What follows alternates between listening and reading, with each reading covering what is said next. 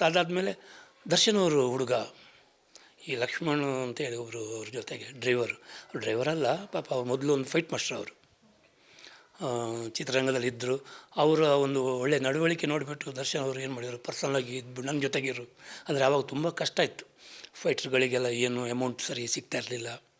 ಅವರ ಒಂದು ತುಂಬ ಲಕ್ಷ್ಮಣ್ ನನಗೆ ಗೊತ್ತು, ಯಾಕೆ ನಾನು ನೋಡಿದ್ದೀನಿ ಕೆಲವು ಫಿಲ್ಮಲ್ಲಿ ಫೈಟ್ರ್ ಹೆಲ್ಪರು ಈ ಥರ ಆಗಿರ್ತಾಯಿದ್ರು.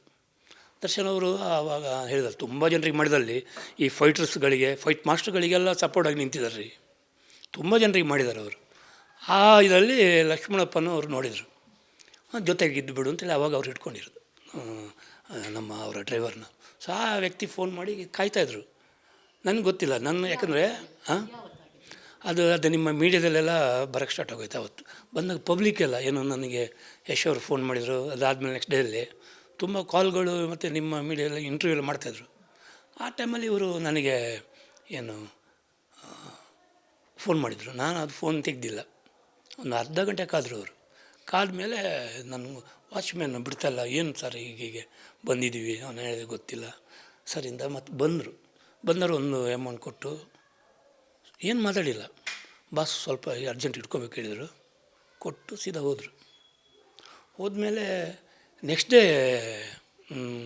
ಅವ್ರ ಮಧ್ಯದಲ್ಲಿ ಮಾತುಕತೆ ಆಗಿದೆ. ಇಲ್ಲೆಲ್ಲ ನೋಡಿದ್ದಾರೆ ಅವರು, ಎಲ್ಲ ಸ್ಥಿತಿಯನ್ನು ನೋಡಿಕೊಂಡು ಅವರು ಲಕ್ಷ್ಮಣ್ ಹೋಗಿ ಹೇಳಿದ್ದಾರೆ, ಅಣ್ಣ ಇಲ್ಲ ಈ ಥರ ತುಂಬ ಇದರಲ್ಲಿದ್ದಾರೆ ಮನುಷ್ಯ ಅಂತ. ಅವರು ಅವರ ಸ್ನೇಹಿತರ ಜೊತೆಗೆಲ್ಲ ಕೂತ್ಕೊಂಡು ಮಾತಾಡಿ ಡಿಸ್ಕಷನ್ ಮಾಡಿ. ನನಗೆ ಗೊತ್ತಿಲ್ಲ, ನೆಕ್ಸ್ಟ್ ಡೇ ಲಕ್ಷ್ಮಣ, ಆಮೇಲೆ ನಾಗರಾಜು, ಶ್ರೀನಿವಾಸು, ಒಂದು 5 ಜನ, ಇನ್ನೊಂದು ಇಬ್ಬರು ಅವರ ಜೊತೆಗಿರುವರು, ಅವರದ್ದೆಲ್ಲ ಏನು ನೋಡ್ಕೊಳ್ದಲ್ಲಿ ಕೆಲಸ ಮಾಡೋರೆಲ್ಲ ಟೀಮ್ ಒಂದು ಕಾರಲ್ಲಿ ಬಂದು ಡೈರೆಕ್ಟಾಗಿ ಬಂದರು ಅವರು. ಯಾಕಂದ್ರೆ ಸರ್ ಮನೆ ನೋಡಿ ಹೋಗಿದ್ರು. ಇಲ್ಲ ಹುಡುಗರದ್ದು ಕೊಟ್ಟು ಕಳಿಸಿದ್ದು.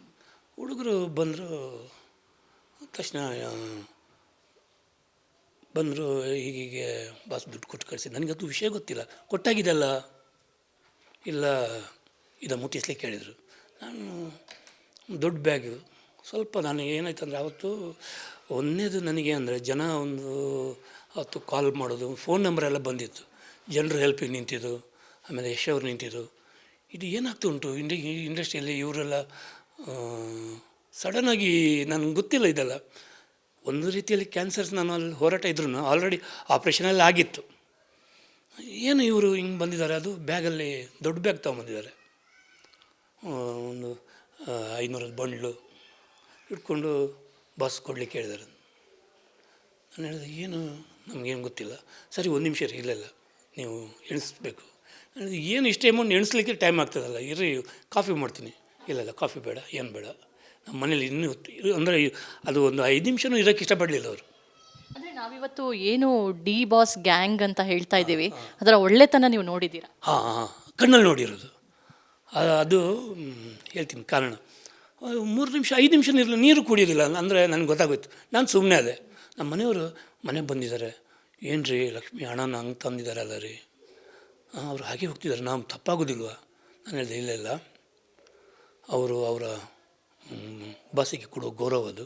ಆಮೇಲೆ ಅವರು ಆ ಥರ ಇದ್ದಾರೆ, ಅವ್ರು ಸಿಸ್ಟಮೆಟಿಕ್. ಅವರು ದರ್ಶನ್ ಅವರು ಎಲ್ಲೂ ತಪ್ಪು ಮಾಡಲ್ಲ, ಹುಡುಗರ ಕೈಲಿ ತಪ್ಪು ಮಾಡೋಕ್ಕೆ ಬಿಡೋಲ್ಲ, ಗೊತ್ತಾದರೆ ಅವರು ಬಿಡಿಸಲ್ಲ. ದರ್ಶನ್ ಅವರು ಬೇರೆಯವ್ರಿಗೂ ಅವರು ತಪ್ಪು ಮಾಡಿರೋ ಸ್ವಲ್ಪ ಅವ್ರ ರೂಲ್ಸ್ ಇದೆ, ಆ ಥರನೇ ಇರ್ತಾರೆ ಅವರು.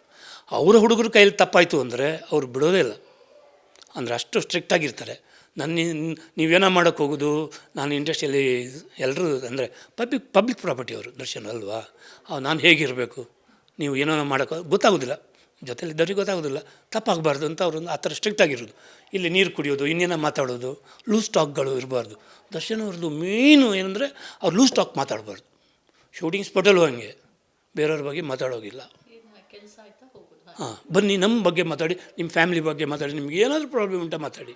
ಇನ್ನೊಬ್ಬ ನಟನ ಬಗ್ಗೆ ಮಾತಾಡಬಾರ್ದು, ಇನ್ನೊಬ್ಬ ಹೀರೋ ಬಗ್ಗೆ. ನಮ್ಮ ಪಕ್ಕ ಕಲಾವಿದರಿಗೆ ಒಂದು ರೂಲ್ಸ್ ಇದೆ ಅವ್ರದ್ದು. ಫಸ್ಟ್ ಹೇಳ್ಬಿಡ್ತಾರೆ, ಅದು ಯಾರಿಗೂ ಗೊತ್ತಿಲ್ಲ, ಫಸ್ಟ್ ಹೇಳ್ಬಿಡ್ತಾರೆ. ನನಗೂ ಗೊತ್ತು, ನಾನು ಅನುಭವಿಸಿದ್ದೀನಿ. ಓಪನಾಗಿ ಹೇಳಿದ್ದಾರೆ ಗುರುಗಳೇ, ನಮ್ಮ ಶೂಟಿಂಗ್ ಬಗ್ಗೆ ಮಾತಾಡುವ, ಆಮೇಲೆ ನಮ್ಮ ಇದು ಮಾತ್ರ ಇನ್ನೊಬ್ಬರು ಶೂಟಿಂಗ್ ಬಗ್ಗೆ ಆಗಲಿ, ಇನ್ನೊಬ್ಬರು ಫಿಲ್ಮ್ ಬಗ್ಗೆ ಆಗಲಿ, ಇನ್ನೊಬ್ಬ ಕಲಾವಿದ್ರ ಬಗ್ಗೆ ಮಾತಾಡೋಕ್ಕೆ ಬಿಡಲ್ಲ ಅವರು. ಯಾವತ್ತೂ ಈ ಥರದ್ದು ಎಂಟರ್ಟೈನ್ ಮಾಡ್ತಾನೆ ಇರಲಿಲ್ಲ, ಮಾಡಲ್ಲ. ನನಗೆ ಕೂಡ ಇವನ್ನು ಕೆಲವು ವಿಷಯದಲ್ಲಿ ಅವರು ಸ್ಟ್ರಿಕ್ಟಾಗಿ ಹೇಳ್ಬಿಡ್ತಾರೆ. ಈಗ ನನ್ನನ್ನು ಅವರು ಗುರುಗಳೇ ಅಂತ ಒಂದು ಗೌರವ ಒಂದು ಸ್ಥಾನ ಇಟ್ಟಿದ್ದಾರೆ. ಯಾಕೆಂದರೆ ನಾನು ಅವರ ಮೆಜೆಸ್ಟಿಕ್ ಫಿಲ್ಮ್ ಮಾಡಬೇಕಾದ್ರೆ ಅವರು ಹೊಸ ಹುಡುಗ. ಸೊ ಆ ಟೈಮಲ್ಲಿ ನೋಡಿದವರು ನನಗೊಂದು ಒಂದು ಎಕ್ಸ್ಟ್ರಾ ಗೌರವ ಅದು. ನಾನು ಅದು ಉಳಿಸ್ಕೋಬೇಕು. ನನಗೆ ಕ್ಲೋಸ್ ಇದ್ದಾರೆ, ನಾನು ಯಾವಾಗ ಬೇಕಾದ್ರೂ ಅವ್ರ ಮನೆ ಹೋಗ್ಬೋದು. ಹಾಗಂತ ನಾನು ಅವರನ್ನು ಮಿಸ್ಯೂಸ್ ಮಾಡೋಕ್ಕಾಗೋದಿಲ್ಲ, ಯಾಕಂದರೆ ಕಳ್ಕೊಂಬಿಡ್ತೀನಿ ಅಂತ. ಆಮೇಲೆ ಕೆಲವು ಇಂಥ ವ್ಯಕ್ತಿಗಳು ಕೆಲವರನ್ನ ನಾವು ಇರೋದು ಎಷ್ಟು ಜನ ಇದ್ದಾರೆ ಇಂಡಸ್ಟ್ರಿಯಲ್ಲಿ ಒಳ್ಳೆ ಹೆಸರು, 5-6 ಜನ ಹೀರೋ ಇದ್ದಾರೆ. ನಾವು ಒಬ್ಬೊಬ್ಬರನ್ನ ಕಳ್ಕೊಂಡು ಬಂದುಬಿಟ್ರೆ ಮತ್ತು ನಾವು ಹೇಗೆ ಬದುಕೋದು ಹೇಗೆ? ನನ್ನ ಭಾವನೆ ಇದು. ಸೊ ಅದರಿಂದ ನಾನು ದರ್ಶನ್ ಅವರಲ್ಲಿ ಎಲ್ಲರಿಗೂ ಗೊತ್ತು, ಇವನು ಪ್ರೊಡ್ಯೂಸರ್ ರಾಮಮೂರ್ತಿ ಅವರು ಅಂತಾರೆ, ನೀವು ನಮ್ಮ ಜೊತೆಗಿರಿ ಒಂಥರ ಅವ್ರಿಗೂ ಸಹ ಖುಷಿ. ಆ ರೀತಿ ನಮ್ಮದೊಂದು ಮೆಜೆಸ್ಟಿಕ್ ಟೀಮ್ ಅಂದರೆ ಅದು ಪರ್ಮನೆಂಟ್, ನಾವು ಆ ಥರ ಬದುಕಿದ್ವಿ. ಸೊ ಆವತ್ತು ಹುಡುಗರು ಎಲ್ಲ ಬಂದವರು, ಇಲ್ಲ ಹೊರಡ್ತೀನಿ, ಕಾರುವರೆಗೂ ಬೇಡ ಬರಬೇಡಿ. ಏನಕ್ಕೆ ಆ ಹುಡುಗರು ಆ ಥರ ಇರ್ತಾರೆ ಅಂದರೆ, ಅದು ಹೇಳಿದಲ್ಲ, ಇಲ್ಲಿ ಅವರ ಒಳ್ಳೆತನ ಮಿಸ್ಯೂಸ್ ಮಾಡೋರು ತುಂಬ ಜನ ಇದ್ದಾರೆ ರೀ. ಇವತ್ತು ದರ್ಶನ್ ಅವ್ರ ಬಗ್ಗೆ ಎಲ್ಲರೂ ಬಿದ್ದಾಗ ನನಗೇನು ಬೇಜಾರಾಯ್ತು ಅಂದರೆ, ನೋಡ್ಕೊಂಡು ಮಾತಾಡಿ. ನಾನು ಹೇಳೋದು ತಪ್ಪಲ್ಲ. ಈಗ ಕೊಲೆ ಎಂಬುದು ತಪ್ಪೇ, ಅದನ್ನು ಯಾರು ಸಮರ್ಥಿಸ್ಕೊಳ್ಳೋದಿಲ್ಲ. ಹೇಗಾಯಿತು, ಏನಕ್ಕಾಯಿತು, ಯಾರ ಕೈಲಿ ಆಗಬಾರ್ದು ಅಂತೇನಿಲ್ಲ. ಹಣೆಯಲ್ಲಿ ಬರೆದಾಗ ಅದು ನಮ್ಮ ಟೈಮ್ ಅಷ್ಟು ಕೆಟ್ಟಿದೆ ಅಂತ ಅರ್ಥ. ಆಗುವಂಥ ದಿನ ಬರ್ಬೋದು.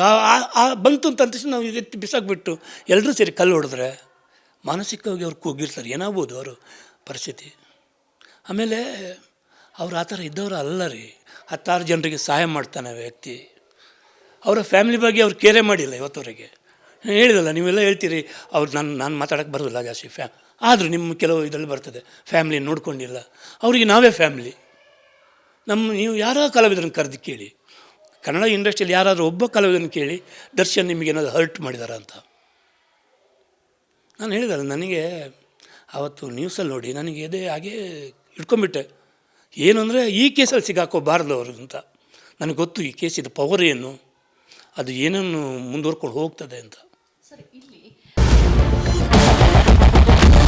ಕ್ಯಾಪ್ಟನ್ ಅರ್ಜುನ್ನ ಕೊಂದಿದ್ದು ಯಾರು? ಅವ್ರ ನರೇಟಿವ್ ಎಲ್ಲಿ ತಂದಿಟ್ಟಿದ್ದಾರೆ ಅಂತಂದ್ರೆ ಸಂಪತ್ತನ್ನ ಹಂಚಿಬಿಡೋದು ಅಂತ. ಇದು ಸ್ಟುಡಿಯೋ ಟಿಪ್ಪು ಜಯಂತಿ ಮಾಡಕ್ಕೆ ಅವ್ರಿಗೆ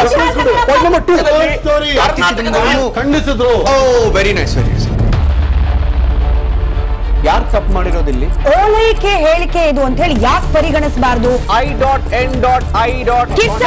ವೇದಿಕೆ ಇದು ಫೋಟೋ ಎಲ್ರಿಗೂ ಒಂದು ಟೈಮ್. ನಿಮ್ಮ ಸಮಯ ಮುಗಿದಿದೆ. ಅವ್ರು ಹೇಳೋಕ್ಕಿಂತ ಮುಂಚೆನೆ ಹೇಗೆ ಪ್ರತಾಪ್ ಸಿಂಹ ಪಾಸ್ ಕೊಟ್ಟಿದಂತ ಆಗ್ಲಿ ಡಿಕ್ಲೇರ್ ಆಗೋಗಿತ್ತು ಅಂತ ನನಗೊಂದು ಡೌಟ್ ಬಂತು. ಸಾಕು ನಿಲ್ಸಿ. ಕೆಟ್ಟ ಪದ ಬಳಕೆ ಕಾಂಬಿನೇಷನ್ ಇಟ್ಟಿಲ್ಲ ನಾವಿಲ್ಲಿ.